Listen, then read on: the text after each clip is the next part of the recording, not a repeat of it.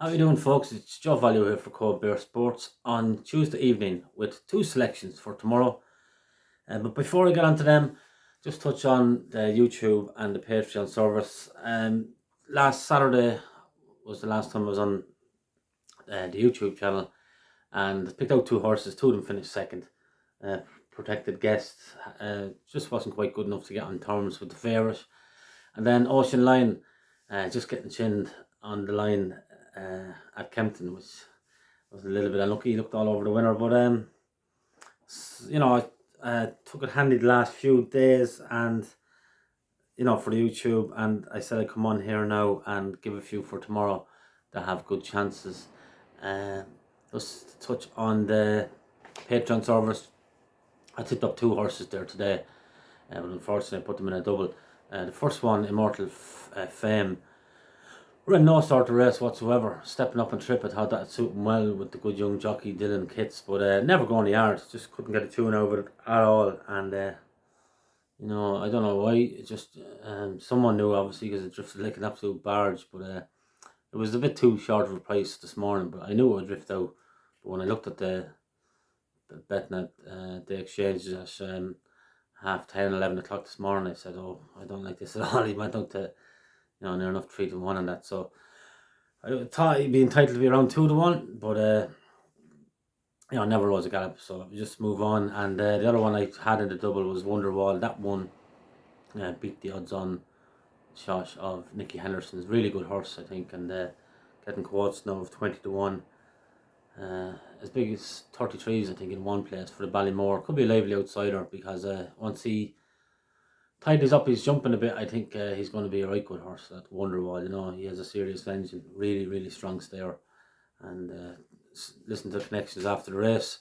They said the Ballymore is definitely the plan. So I think there's worth 33-1 shots out there if you want to have a small few quid on it. Even though it'll probably, it's a really hot race, obviously, with the likes of Ginto and even Constitution Hill might switch into the Ballymore, and that would really set the cat amongst the pigeons. But I think if that doesn't happen, I think 33-1 about Wonderwall, it's a spot of value, because if he goes out and wins again, I can see him going off a 10 or 12-1 shot on the day, depending on how impressive he is the next day, I suppose.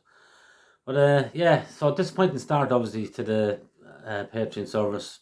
Just Paddy had a nice winner there towards the end of the card, which is fine, but it just hasn't really clicked for us yet. But you just have to be a little bit patient, and it will click. I've no real doubt about that. So going on to tomorrow. I'm going to start off with the 120 at Leicester, horse by the name of Caprioso. She's fairly well handicapped. It's just that she's a little bit on and off the bridle. Like, I see now they're going with the first time visor tomorrow for Sean Bone, for Martin Keatley, who's having a great season. And I just think she's every chance in this kind of grade. She's 7-2, as I say, and I'm going to stick her up there as a point win. It's a weak enough contest, and it's over a 2 mile 6, and 2 mile 6 around Leicester takes a bit of getting. So basically, whoever can keep galloping the strongest will probably win this, and I think Caprioso could fit that bill. The favourite at the moment is called Skinflint. Well, that finished 6 lengths behind Immortal Fame, who I tipped up in the Persian service today, and that ran bad. So that obviously, I know Immortal Fame didn't run its race, but it's still in all, you'd be a little bit wary of that form now, obviously, So I'll go with Caprioso as a point win there in the 120 at Leicester. And then moving on to the 4 o'clock at Kempton. I thought this Isobel Moore was interesting. Hasn't shown a little bit in 3 qualifying runs, but I think we can expect definitely a step forward now that she goes handicapping. Alice Hayes, who's having a great season, trains that Strong Power, who also runs in Linkfield. But Rob Hornby is riding this one tomorrow. She's 10-1 at the moment, and I'm going to chance her as a point win. I think she's better than what she's shown.